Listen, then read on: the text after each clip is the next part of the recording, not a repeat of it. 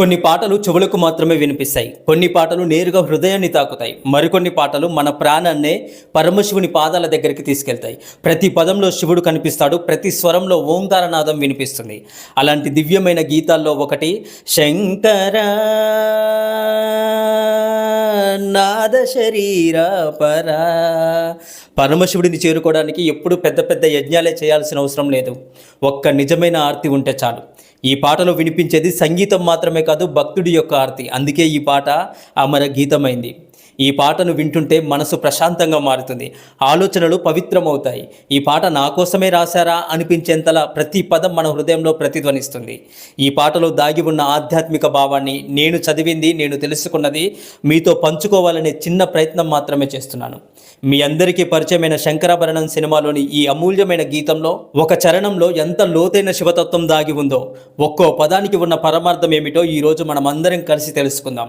ఈ చరణం యొక్క అసలు అర్థం తెలుసుకున్న తర్వాత మీరు ఈ పాటని ఇకపై మునుపటిలా వినకుండా ప్రతి పదం వెనుక ఉన్న భక్తిని, ప్రతి అక్షరం వెనుక ఉన్న శివతత్వము మీ హృదయాన్ని కదిలిస్తుంది. మరి ఆలస్యం ఎందుకు? భక్తి, సంగీతం, శివతత్వం కలిసిన ఆ దివ్య ప్రయాణాన్ని ఇప్పుడే ప్రారంభిద్దాం. ప్రాణము నీవని గానమే నీదని, ప్రాణమే గానమని, మౌన విచక్షణ గాన విలక్షణ, రాగమే యోగమని, నాదోపాసన చేసిన వాడను నీవాడను నేనైతే, దిక్కరీంద్రజిత హిమగిరీంద్రసిత కందర నీలకందర, క్షుద్రులెరుగని రుద్రవీణ నిర్నిద్రగానమిది అవతరించరా వినిధరించరా, శంకర నాద శరీర పరా, దిక్కరీంద్రజిత హిమగిరీంద్రసిత కందర నీలకందర. ఈ ఒక్క పాదంలోని వేటూరి గారు శివుని యొక్క మహిమను అద్భుతంగా వర్ణించారు. దిక్కరీంద్రజిత అంటే దిగ్గజాల్లో శ్రేష్టమైన ఐరావతం కంటే కూడా తెల్లదనాన్ని కలిగిన వాడు అనే భావం. హిమగిరీంద్రసిత కందర అంటే మంచు పర్వతాల్లో శ్రేష్టమైన కైలాస పర్వతంలోని స్వచ్ఛమైన తెల్లని గుహలో నివసించేవాడా అని అర్థం. నీలకందర అంటే హలాహల విషాన్ని తాగడం వల్ల నీలి రంగు కంఠం కలిగిన వాడా, లోకాన్ని రక్షించడానికి విషాన్ని తన కంఠంలో దాచుకున్న దేవుడు శివుడు. భక్తుడి యొక్క బాధను కూడా తన హృదయంలో దాచుకునే కరుణామూర్తి శివుడే. అందుకే ప్రతి భక్తుడు తన బాధను మొట్టమొదట శివుడికే చెప్పుకుంటాడు. మొత్తంగా ఈ పాదం యొక్క అర్థం ఏమిటంటే, ఐరావతం తెలుపును కూడా మించిన తెల్లని కైలాస గుహలో నివసించే ఓ నీలకంఠుడా అని శివుణ్ణి సంబోధిస్తున్నారు. ఆ తర్వాత క్షుద్రులెరుగని రుద్రవీణ నిర్నిద్రగానమిది అవతరించరా వినితరించరా.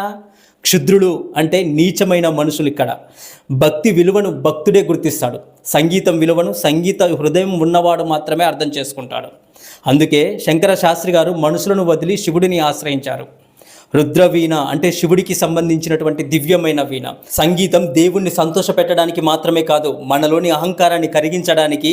నిజమైన సంగీతం వినిపించిన చోట పరమశివుడు తప్పకుండా ఉంటాడు. ఎందుకంటే శివుడే నాద బ్రహ్మ. నిర్నిద్రగానం అంటే నిద్రలేని చైతన్యాన్ని కలిగించి అలాగే హృదయాన్ని మేల్కొల్పే సంగీతం.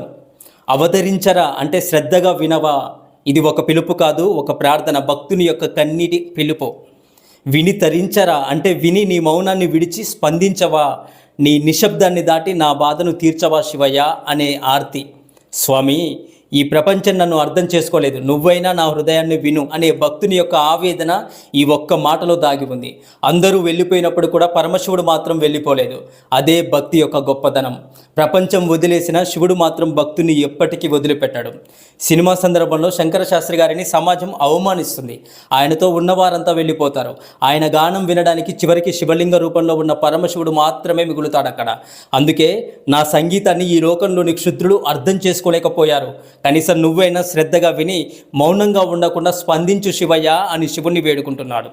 సినిమాలో శంకర శాస్త్రి గారు సంగీతాన్ని ఒక దైవంగా భావించే మహానుభావుడు. కానీ కాలం మారుతుంది, పాశ్చాత్య సంగీత ప్రభావం పెరుగుతుంది. శాస్త్రీయ సంగీతాన్ని చిన్న చూపు చూస్తారు.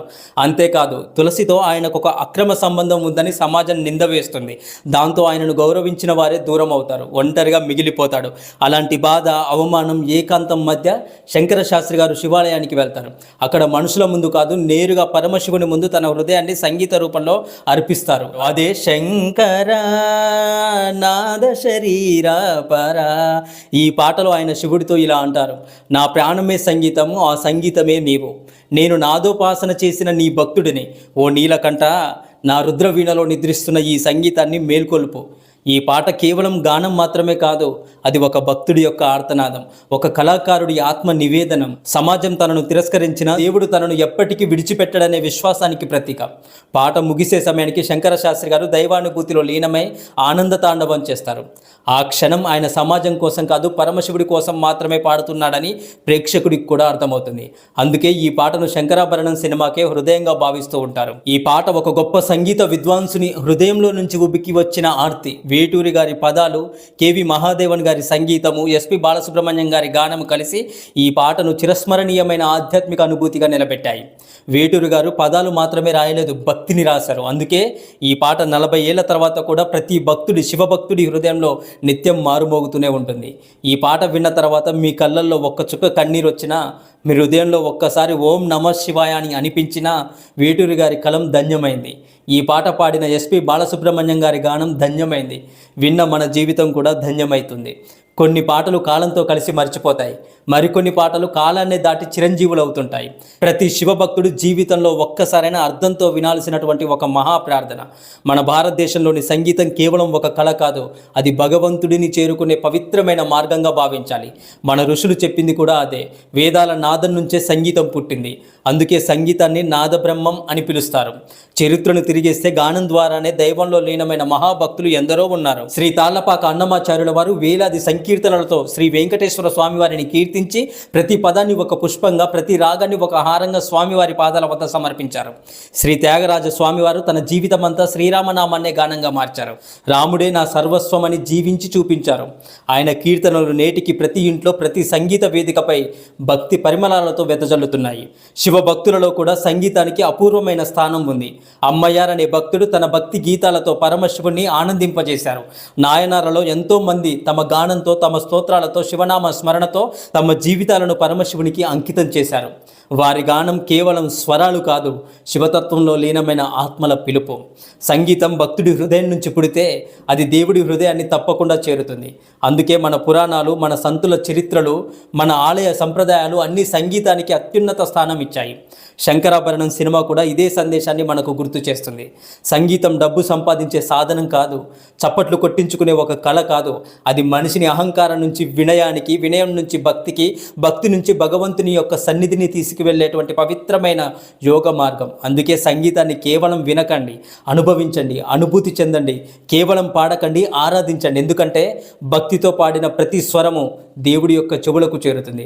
హృదయం నుంచి వచ్చిన ప్రతి రాగము దైవానుగ్రహంగా తిరిగి మన జీవితంలో ప్రతిధ్వనిస్తుంది. హరహర మహాదేవ శంభో శంకర, ఓం నమ శివాయ. మీకు ఈ వీడియో నచ్చితే మీ యొక్క విలువైన అభిప్రాయాన్ని తెలియజేస్తూ, శంకరాభరణం సినిమాను మీలో ఎవరైనా చూసి ఉంటే మీ యొక్క విలువైన అభిప్రాయాన్ని తప్పకుండా తెలియజేయండి.